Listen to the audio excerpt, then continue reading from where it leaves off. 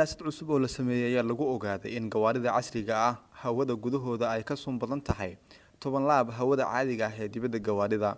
Cilmi baaristan ayaa sheegaysa in 10 milyan oo waxyaabo ilma qabati sun ah oo qofku ka qaato halkii neefsi ee gudaha gaariga ah. Nick Molden oo ah maamulaha shirkadda baaritaano ku samaysa hawo wasakhowga oo ah shirkad si gaar ah ula socota hawada gawaarida Yurub iyo Mareykanka ayaa ka digtay suurtagalnimada in darawallada gawaarida iyo dadka rakaabka ah ee kale ay wajahaan in ay ku neefsadaan ilma qabati sun ah ee hawada gawaarida gaar ahaan marka hawada gawaaridu ay isku cabursan tahay. Cilmi baaristan ayaa lagu sameeyay sentimitir 3 jibaaran muddo 4 saacadood ah oo lagu kaxeeyay gawaarida magaalooyinka miyiga iyo wadooyinka dhaadheer, waxaana ka soo baxay in gawaarida casriga ah laga helay halkii sentimitir 3 jibaaranba 20,000 oo waxyaabaha ilma qabatada sunta ah.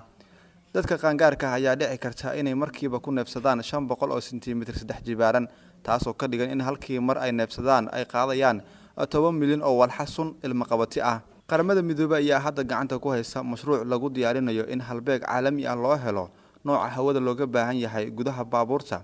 Waana sida Mike Hawes oo ka tirsan ururka ganacsatada baabuurta u sheegay jariidada Sunday Times. Waxaa hadda durbaba bilowday baaritaano iyo cilmi baariyo cusub oo lagu sameynayo nooca kala duwan oo gawaari ah si loo gaaro natiijo kama dambaysa oo suurtagal ah in ay saameyn ku yeelato qaar ka mid ah dadka gawaarida iibsada. Qiiqa iyo suntan gudaha gawaarida ayaa waxa uu geeriyooday 40,000 oo qof sanadkii dalka Ingiriiska oo kaliya.